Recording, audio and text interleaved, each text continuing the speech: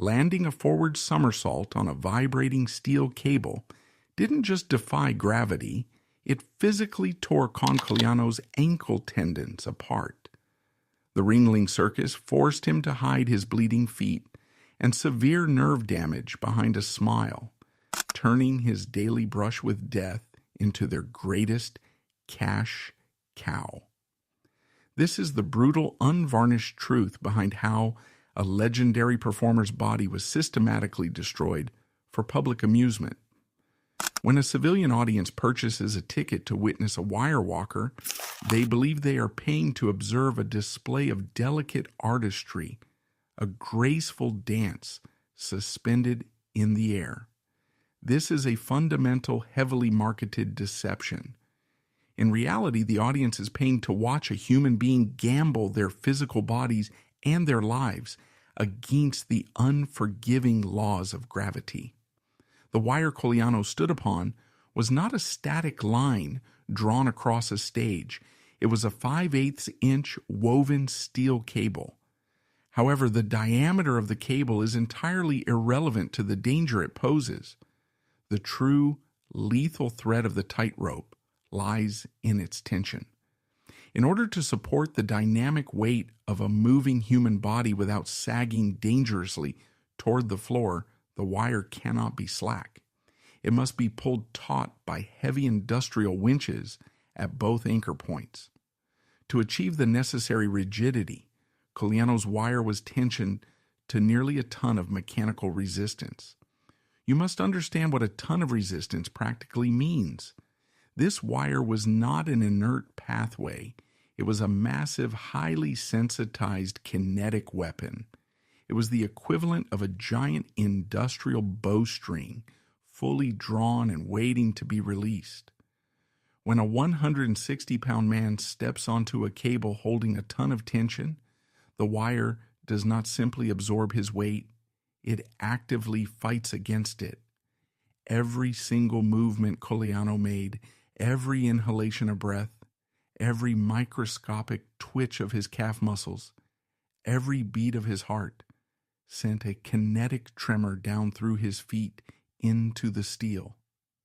The tensioned STL immediately amplified that tremor and violently reflected it back upward into his skeletal structure. To simply stand still on this apparatus required his central nervous system to fire thousands of rapid microscopic corrective signals every second to the stabilizing muscles in his ankles, knees, and core just to prevent the wire from violently bucking him off. Most wire walkers of the era mitigated this terrifying kinetic instability by utilizing a heavy balancing pole. A pole, sometimes weighing up to 40 pounds and extending 20 feet across, artificially lowers the performer's center of gravity and drastically increases their rotational inertia. It acts as a mechanical dampener, slowing down the side-to-side sway and giving the human brain vital fractions of a second to correct a misstep. Colleano entirely rejected the balancing pole. He stepped onto the 1-ton tension wire, armed with nothing but his own unassisted anatomy. He deliberately removed the only mechanical safety dampener available to him, forcing his naked nervous system to bear the absolute totality of the balancing calculus. This decision alone elevated his act from a dangerous performance to a nightly flirtation with catastrophic trauma. But simply walking the wire without a pole was not enough to secure his position in the brutal economy of the circus. To dominate the industry, he had to execute an act of biomechanical insanity, the forward somersault on the wire. When an acrobat executes a backward somersault on a wire, the physics and the anatomy work in tandem with the visual cortex. As the performer leaps and throws their head backwards to initiate the rotation, their eyes remain locked onto the wire beneath them for the maximum possible duration. Even as they invert, their visual field sweeps across the ceiling and quickly reacquires the wire as they come around. They can spot their landing. Their brain receives continuous visual data, allowing them to make microscopic spatial adjustments to their legs before their feet make contact with the steel. The forward somersault operates on an entirely different, highly hostile set of physical parameters. It requires the performer to execute what is clinically known as a blind landing. He stands 30 feet above the ground. He initiates the movement by violently throwing his upper torso forward and downward, simultaneously driving his hips up and over his center of mass. The very first anatomical requirement of this rotation is to tuck the chin tightly to the chest to ensure the head clears the wire. In the exact millisecond his chin tucks, his visual connection to his environment is violently severed. As his body rotates forward, his eyes are forced to look at the sawdust floor 30 feet below. Moving past his field of vision in a rapid, disorienting blur, he completely loses visual contact with the 5/8-inch steel cable. He is hurling his mass through the air, executing a 360-degree rotation, utterly blind to his target. During this rotation, his sensory organs are thrown into absolute chaos. The vestibular system located in the inner ear is responsible for spatial orientation and maintaining balance. It relies on the fluid within the semicircular canals to tell the brain which way is up. When Colleano threw himself into a rapid forward spin, that fluid was subjected to severe centrifugal force, essentially scrambling the data being sent to his brain. He was visually blind, and his internal gyroscope was deliberately overwhelmed. To survive the blind landing, Colleano had to rely exclusively on a highly refined physiological mechanism called proprioception. Proprioception is the central nervous system's subconscious awareness of the position and movement of the body in space, utilizing mechanoreceptors located in the muscles, tendons, and joints. As he spun blindly through the air, his brain had to calculate his exact altitude, the velocity of his rotation, and the precise geometric angle of his lower limbs, entirely without visual confirmation. He had to uncoil his body from the tuck based on nothing but an internal, silent biological clock. If he extended his legs a fraction of a second too early, his feet would strike the wire at a rigid angle, transferring the kinetic shock directly up his tibia and shattering his knee joints. If he uncoiled a fraction of a second too late, his feet would miss the wire entirely. He had to pinpoint a target no wider than a man's thumb in midair while blind, relying entirely on the physical sensation of his leather-soled shoes brushing against the steel to know he had survived. You do not learn a blind landing on a tensioned wire through natural athleticism or innate grace.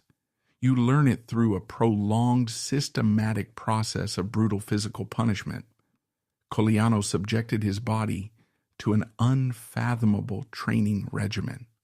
For years, he isolated himself above the ground, dedicating up to 7 hours a day to mastering this single lethal rotation. 7 hours a day of throwing his body into a blind spin. And because the mathematics of the forward somersault are so unforgiving, the vast majority of those attempts ended in failure. When the math was wrong, when his proprioception failed by a single millimeter, his foot slipped off the cable. This is where the 1 ton of mechanical resistance transformed the wire from a tightrope into a weapon. When Colleano stood on the wire, his weight pushed the steel downward. When his foot missed the landing and slipped off, that downward pressure was instantly removed. The wire, holding a ton of tension, violently and instantaneously snapped back to its original horizontal axis. If Colleano fell straddling the wire, the steel cable whipped upward with the force of an industrial spring. One of the most common and devastating injuries he endured during these 7-hour training sessions was the axillary strike. As he plummeted downward, the snapping steel wire would catch him directly under the arm, violently striking the axilla, the armpit. The axilla houses the brachial plexus, a highly complex and vulnerable network of nerves that originates in the cervical spine and controls all sensory and motor function in the chest, shoulder, arm, and hand. When a steel cable under a ton of tension strikes the brachial plexus, it delivers a massive blunt force neurological trauma.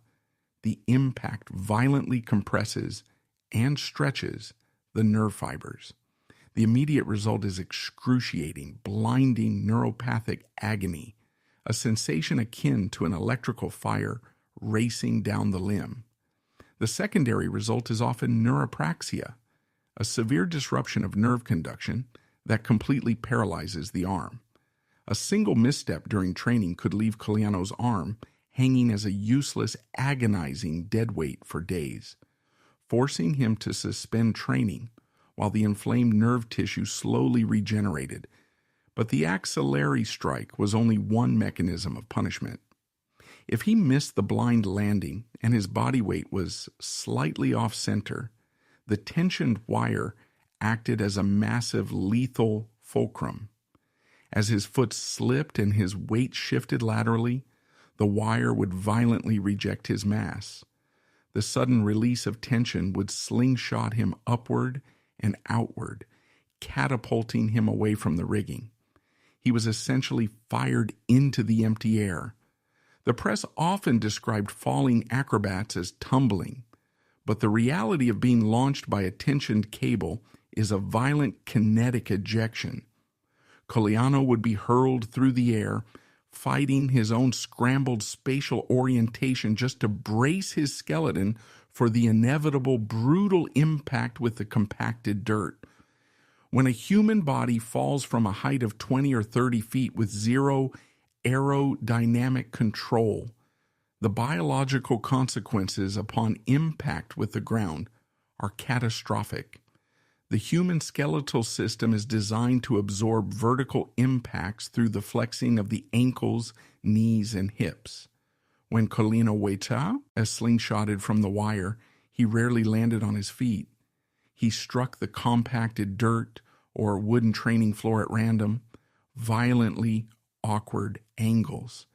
If he landed on his side, the kinetic energy transferred directly into his femur and pelvis, creating a massive risk of a shattered hip or a fractured pelvic ring, injuries that cause massive internal hemorrhaging and permanent crippling. If he landed on his upper back, the sudden deceleration violently compressed his cervical and thoracic vertebrae, threatening to burst the intervertebral discs or snap the spinal cord itself. Every single time he missed the blind landing, he was subjecting his skeleton to the equivalent of a high-speed vehicular collision. For years, his daily existence was a relentless cycle of climbing the ladder, executing a blind rotation, and bracing for a brutal kinetic impact. He covered his body in severe, deep tissue contusions. He sprained his wrists, he compressed his spine, and he damaged his nerve clusters. He did not achieve perfection through artistic inspiration.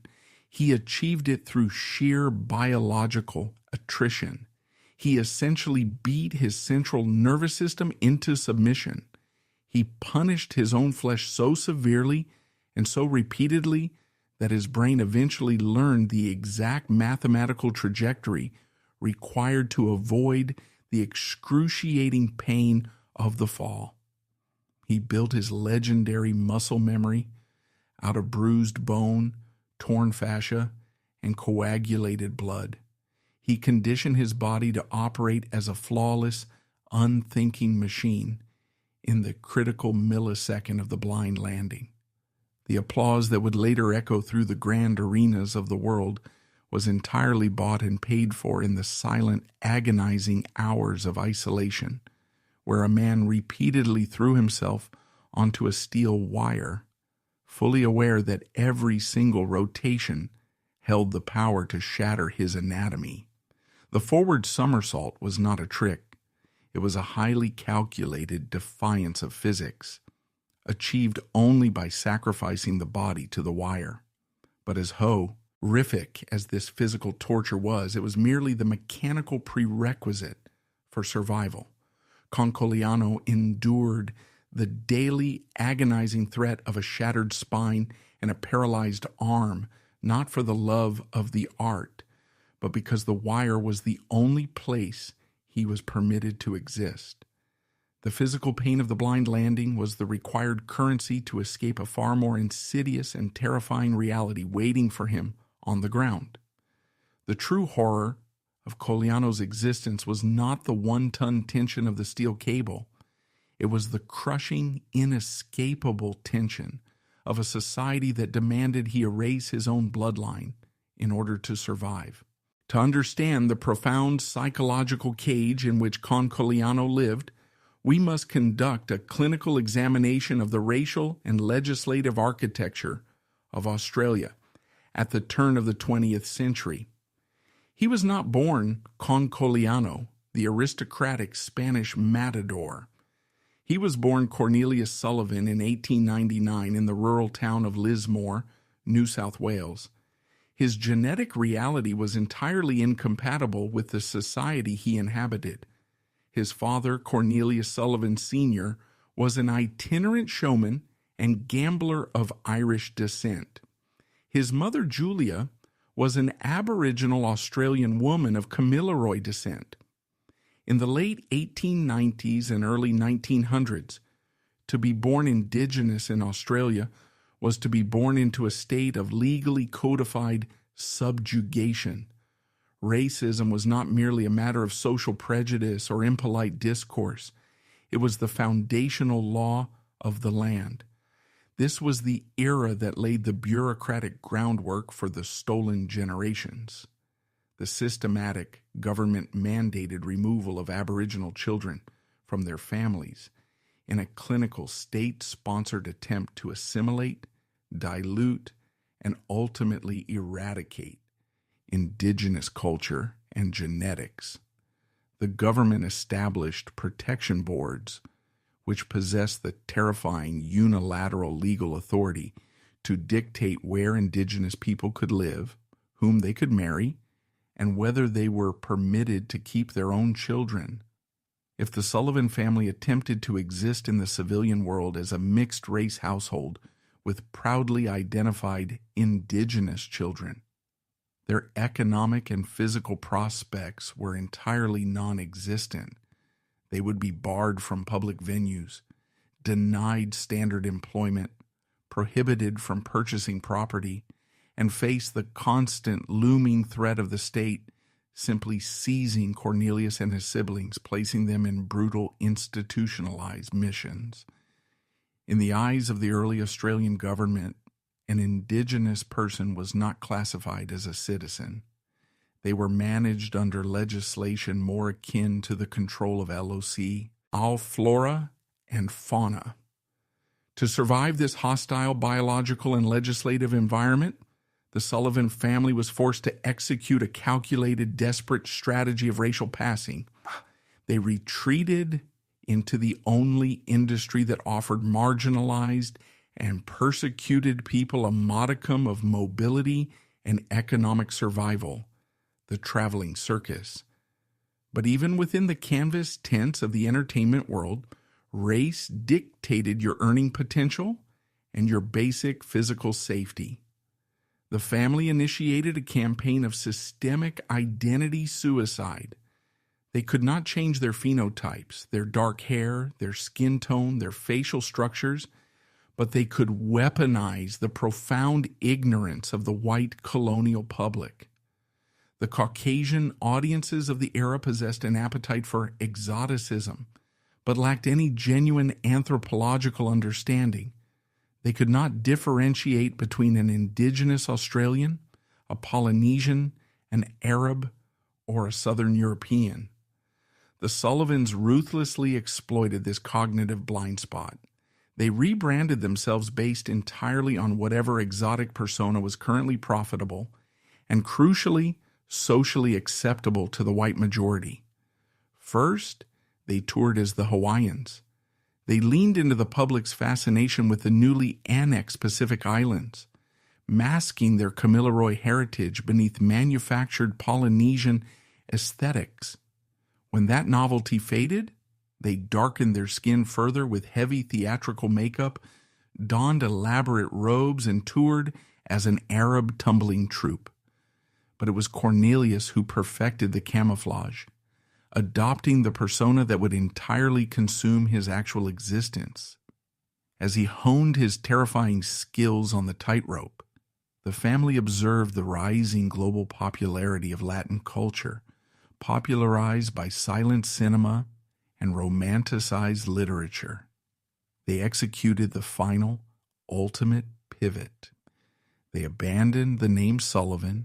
They adopted the surname Colleano. Cornelius grew out his sideburns. He adopted the arrogant, rigid posture of a Spanish bullfighter. He replaced the standard functional acrobatic tights with a heavy, highly restrictive, beautifully embroidered bolero jacket, a crisp white shirt, and tight, high-waisted trousers. This was not a costume change. It was the construction of a psychological bunker. He was burying Cornelius Sullivan, the persecuted Kamilaroi man, who would be thrown out of any pub in his own country, and he was birthing Colleano, the Spanish aristocrat whom the world would worship. The bullfighter archetype was a stroke of absolute survivalist genius. It provided a socially acceptable European justification for his darker skin and dark features. It also provided a psychological framework for his act. The matador is a man who taunts death, displaying absolute physical control and masculine arrogance in the face of a lethal threat. Colleano transferred that exact energy from the bullring to the 1-ton tension wire. But passing is not a privilege. It is a severe chronic trauma response. It requires a human being to sever their connection to their ancestors, their history, and their truth. Colleano was not merely playing a character for 45 minutes a night under the canvas. He had to maintain the illusion constantly 24 hours a day across multiple continents. He had to carefully monitor his accent, ensuring no trace of rural Australian vernacular slipped through. He had to invent a fictional childhood in Andalusia, Spain, and recite it flawlessly to probing journalists. He lived in a state of permanent, exhausting hypervigilance.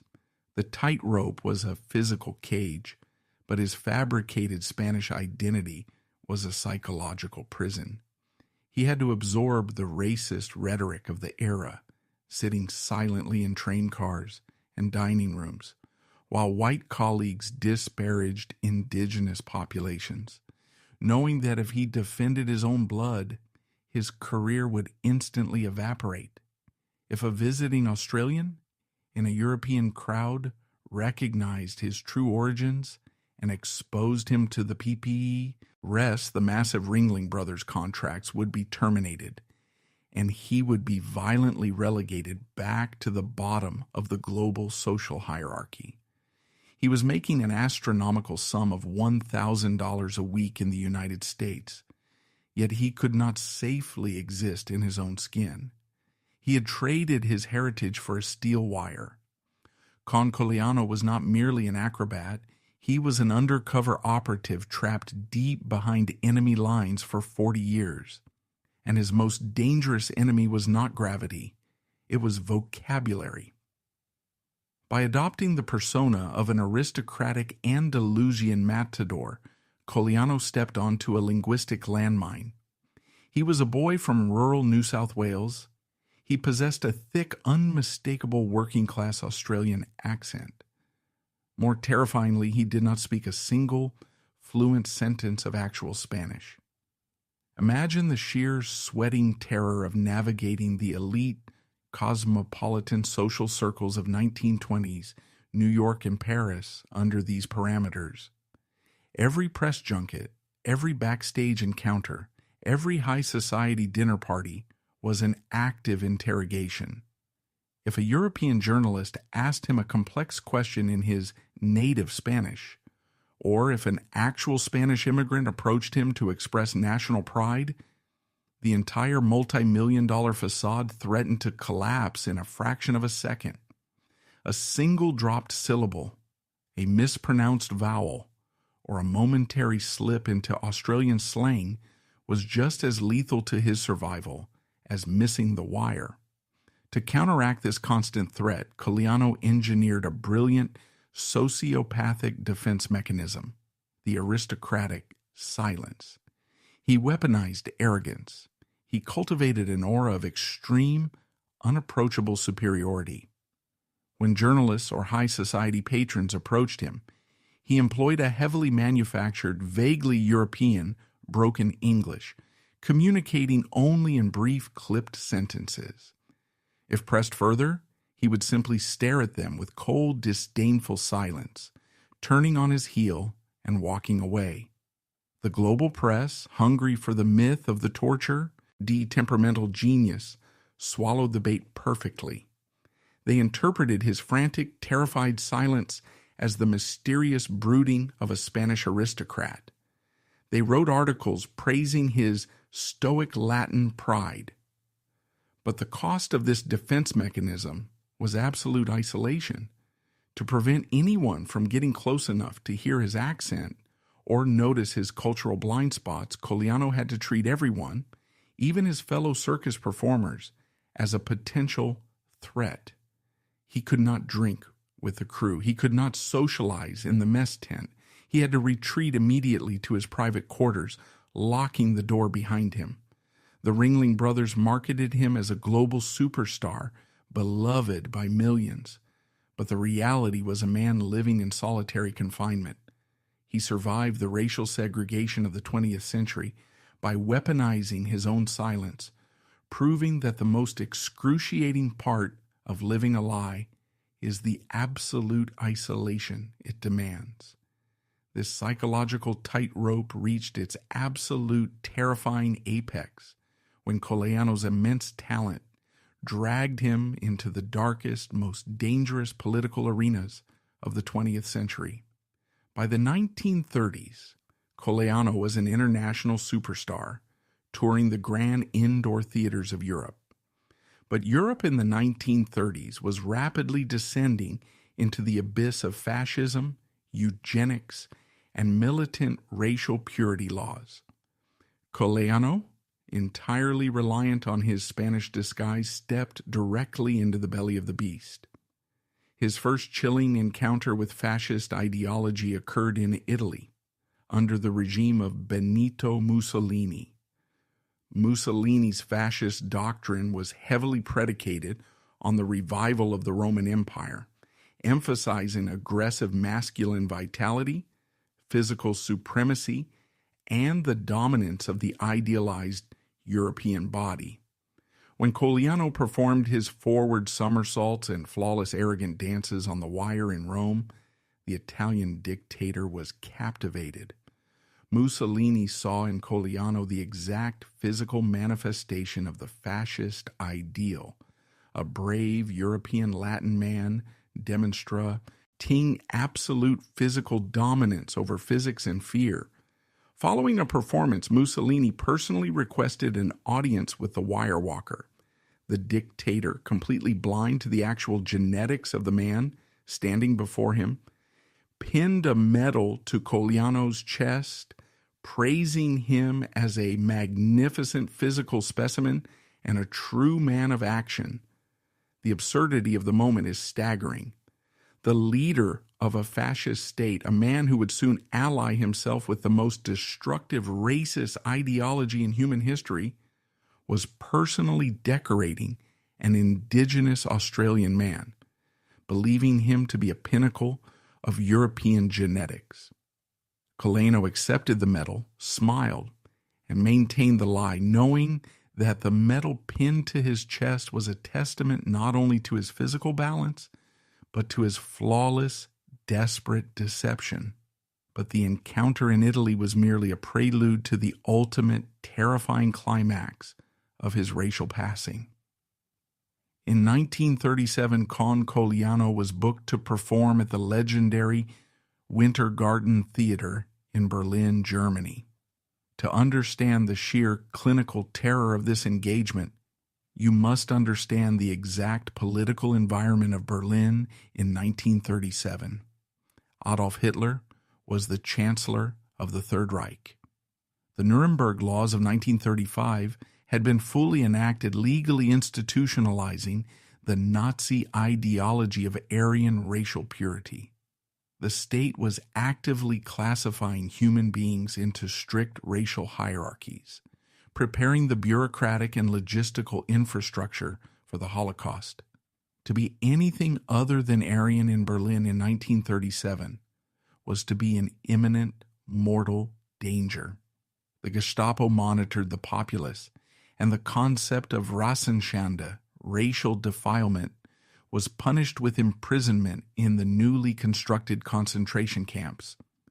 Into this hyper-militarized, lethally racist environment stepped Colleano, a Kamilaroi Aboriginal man hiding behind a fabricated Spanish passport and a bolero jacket. The Winter Garden Theater was a massive, opulent venue, heavily attended by the elite hierarchs, high of the Nazi Party. The Nazi regime possessed a well-documented pathological obsession with the aesthetics of the physical body. Much like Leni Riefenstahl's cinematic glorification of the athletic form in Olympia, the Third Reich fetishized physical perfection, strength, and the conquering of biological limits, framing these attributes as inherent proof of Aryan supremacy. When Colleano stepped out onto the wire, suspended 30 feet above the stage, the theater was filled with swastikas, SS uniforms, and the absolute elite of the Nazi command structure. Sitting directly in the premium viewing boxes was Adolf Hitler himself. Colleano initiated his routine. He executed his complex footwork, his arrogant matador posturing, and finally, he launched himself into the blind landing. He threw his body forward, lost visual contact with the wire, spun through the air, and landed flawlessly on the 5/8-inch steel cable. The audience erupted. The display of absolute physical mastery, the blatant conquering of gravity and fear, appealed perfectly to the fascist aesthetic. Hitler was reportedly mesmerized by the performance. The architect of the most mechanized, ruthless racial extermination program in human history sat in his box, utterly captivated by a man whose genetic origins he would have classified as subhuman. Following the performance, the ultimate terrifying intersection of Colleano's two worlds occurred. Hitler, so impressed by the Spanish matador, personally authorized the issuance of a special German passport and safe conduct documentation for Colleano, ensuring his unhindered travel and VIP treatment across the increasingly militarized borders of the Third Reich. Colleano accepted the documents from the Nazi bureaucracy. He smiled, offered his fabricated Spanish gratitude, and quietly left the theater. Years later, long after the fall of the Third Reich and the end of the Second World War, Colleano would reflect on that specific moment in Berlin. Strip. Head of the stage makeup and the marketing spin, his assessment of the encounter was not a boast about his artistry. It was a cold, clinical statement of survival. He stated plainly, "If I told Hitler I was an Aboriginal, I probably wouldn't have got out of Germany alive." That single chilling sentence encapsulates the entire tragedy of Colleano. It completely demystifies the glamour of his career. He was not a wealthy superstar enjoying the adulation of world leaders. He was a hostage to his own genetics. Imagine the psychological weight of that realization. He is standing in Berlin holding a passport signed by the architects of a racial genocide. He knows with absolute terrifying certainty that his physical life depends entirely on the perfection of a lie. If a rival performer exposed his Australian birth certificate, if his skin makeup ran under the hot stage lights, or if an overly zealous Gestapo officer decided to investigate the true lineage of the Spanish matador, the applause would instantly transform into an execution order. He would be stripped of his wealth, classified under the Nazi racial purity laws, and disappeared into the vast, brutal camp system being built across Europe. He was a man caught between two absolute lethal drops. If his physical timing on the wire failed by a millisecond, gravity would kill him. If his cultural disguise on the ground failed by a single misplaced word, the political regime would kill him. He existed entirely in a state of suspended animation, isolated from the earth and isolated from his own bloodline. The physical machine, his bruised, battered, highly conditioned body, saved him from the wire. But it was only his psychological endurance, his ability to seamlessly bury his Kamilaroi heritage deep within himself, that saved him from the Gestapo. The greatest racists in modern history were completely, utterly fooled by a man they considered biologically inferior, simply because he wore tight trousers, a short J, kiket, and performed a physical calculation they could not comprehend. But the victory is deeply hollow. He survived Hitler. He survived Mussolini. He survived the legislative racism of Australia and the grueling corporate extraction of the Ringling brothers. But he only survived by clinically executing the exact mandate of his oppressors, the total erasure of his indigenous identity. The tightrope was merely a spectacular distraction. The true, enduring horror of Colleano's existence was that he had to systematically erase his own bloodline just to earn the right to exist. The Ringling brothers and Barnum and Bailey Circus compensated Colleano with an astronomical salary, reaching upwards of $1,000 a week. In the context of the era, this was the income of an industrial magnate. But to view this money as a reward for artistic brilliance is a fundamental misunderstanding of the circus economy. They were not just paying for a performance. They were paying for a spectacle that required him to override his fundamental human survival instincts night after night. To survive 30 feet in the air, Colleano had to execute a complete neurological lockdown. The human brain is hardwired for survival. The amygdala detects the lethal drop and floods the bloodstream with epinephrine. On solid ground, this autonomic fight-or-flight response causes involuntary muscle fasciculations, a harmless tremor. But on a highly sensitized kinetic cable, a trembling ankle is an immediate death sentence. To prevent this, Colleano had to consciously sever the connection between his fear center and his motor cortex. Night after night, he forced his endocrine system to absorb massive spikes of stress hormones, deliberately suffocating his own survival instincts. He was forced into a state of absolute psychological compartmentalization, masking the terror of his racial disguise and the sheer physical danger behind a matador's smile. But the human anatomy operates on a strict ledger, and chronic hypervigilance carries an exorbitant biological tax. You cannot subject the brain to decades of psychological imprisonment, and you cannot subject the skeleton to decades of violent kinetic deceleration without initiating a catastrophic physiological collapse. By the late 1940s, the Wizard of the Wire was entering his 50s, and the bill was coming due. The fast-twitch muscle fibers, essential for the explosive upward propulsion of his somersault, were degrading, replaced by inelastic scar tissue. The thousands of blind landings had systematically destroyed the shock-absorbing architecture of his lower body. The plantar fascia in his feet was chronically inflamed. The menisci in his knees and the labral cartilage in his hips had eroded entirely. Every rotation he executed now forced raw, unbuffered bone to grind directly against nerve-rich bone. He was operating a failing biological machine through sheer force of will and heavy continuous doses of analgesics. Yet the most devastating systemic failure occurred not in his joints, but in his sensory organs. The precise proprioception that had saved his life thousands of times began to dull with age. And then the ultimate cruel irony materialized. The man who had conquered the global entertainment industry by perfecting the blind landing was genuinely losing his sight. Colleano developed severe bilateral cataracts.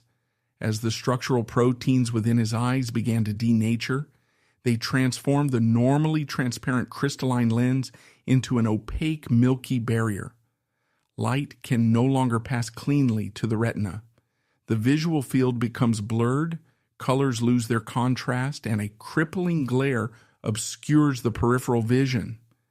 He was a man whose entire existence, his wealth, and his safety depended on his ability to locate a 5/8 inch steel cable in midair. Now the cable was fading into a hazy, indistinct gray line. In a rational civilian occupational framework, a man suffering from severe osteoarthritis and rapid visual degeneration would be immediately retired on a medical pension. But the circus economy offers no pensions for obsolete hardware. When you stop generating localized ticket revenue, your income immediately drops to zero. Colleano had attempted to escape the cycle of the circus by investing his massive American earnings into the civilian economy. In the late 1940s, he poured his wealth into purchasing the Empire Hotel in Sydney, Australia. It was a desperate bid to establish a terrestrial anchor, a place where he could finally drop the Spanish disguise and simply exist as a businessman. But the civilian world was just as unforgiving as the wire. Lacking formalized business training and operating in a post-war economic slump, the hotel venture collapsed catastrophically. The bankruptcy eradicated the fortune he had built with his own blood and cartilage. Stripped of his wealth, Colleano was forced into the most humiliating and dangerous phase of his life. He had to return to the wire. But the financial collapse of his civilian hotel was not just an economic failure, it exposed a terrifying underlying neurological rewiring. When a human being spends 40 years operating in an environment where absolute perfection is required to prevent immediate death, the brain fundamentally mutates to survive that trauma. In the clinical study of extreme acrobats, there is a documented, deeply disturbing psychological phenomenon, gravity withdrawal. For Colleano, the 5/8 inch steel cable was not a workplace. It was the only environment where the laws of the universe made sense. Up there, the equation was brutally simple. Absolute focus equals survival. The threat was visible, measurable, and entirely within his physical control. But when he stepped off the wire and attempted to live on the ground in Sydney, the psychological architecture of his mind collapsed. The civilian world is chaotic, unpredictable, and completely indifferent to physical perfection. You cannot backflip your way out of a bad business contract. You cannot use proprioception to balance a failing hotel ledger. On the ground, He was vulnerable in ways his highly conditioned nervous system could not compute. Colleano developed a profound, agonizing anxiety when his feet were on solid earth. The Wizard of the Wire was terrified of normal life. This is the ultimate invisible mutilation inflicted by the circus industry. They don't just break your bones, they reprogram your central nervous system until the threat of imminent death feels like the only safe space on the planet. Colleano's return to the wire in his late 50s was undeniably driven by financial desperation. But psychologically, it was a dark, tragic homecoming. He was an addict returning to his drug. He was fleeing the terrifying unpredictability of the ground, running back to the only place where he knew exactly how and why he might die. The industry had successfully colonized his biology to the point where the prospect of plummeting 30 feet to a broken neck was less terrifying than the prospect of living as an ordinary aging man in a world that no longer needed a Spanish matador. He was in his late 50s. His joints were ruined, his nervous system was exhausted, and his eyes were failing. Yet he was forced to lace up his leather-soled shoes, put on the heavy embroidered bolero jacket of the Spanish matador, and climb the 30-foot ladder. He had to execute the forward somersault. He had to launch his aging, aching mass into the air, relying on heavily degraded proprioception and failing eyesight to find the steel. Every single performance in those final years was a desperate, terrifying gamble with death, executed not for glory, but simply to generate enough capital to pay for his basic survival. The capitalist machine is ruthlessly efficient at identifying and discarding obsolescence. As Colleano's physical capabilities inevitably slowed, the massive, lucrative contracts with the Ringling brothers disappeared. The prime center ring billing was handed to younger, cheaper, healthier bodies. Colleano was relegated to the brutal lower-tier circuits. He performed in smaller venues, state fairs, and secondary markets, putting his life on the line for a fraction of his former salary, performing for audiences who possessed absolutely no memory of the man who had once mesmerized the dictators of Europe. The industry did not afford him a dignified exit. They squeezed the final agonizing drops of utility from his failing anatomy. The ultimate clinical insult, the final proof of the industry's utter disregard for his humanity, arrived in 1960. Colleano performed his final professional engagement in Honolulu, Hawaii. There was no grand farewell tour. There were no massive press write-ups celebrating the retirement of the greatest wire walker of the 20th century. The man who had redefined the physics of human balance, the man who had successfully executed the most dangerous, high-stakes act of racial passing in modern history, simply stepped off the wire for the last time. His final performance went almost entirely unnoticed. The arena was likely half empty. The applause was polite, scattered, and indifferent. When his feet touched the solid ground, the transition was absolute. He unlaced his shoes, packed away the matador costume, and the machine instantly erased him from its collective memory. He was no longer a profitable asset. Therefore, he no longer existed. He retired to Miami, Florida, an aging man broken by his profession, living out his final years in quiet obscurity. He passed away in 1973. The historical legacy of Colleano is frequently and incorrectly framed as a triumphant narrative of a marginalized man who beat the system. But to view his life purely as a victory is to willfully ignore the horrific, blood-soaked ledger of the transaction. He maintained his psychological bunker by subjecting his physical body to decades of severe mechanical trauma.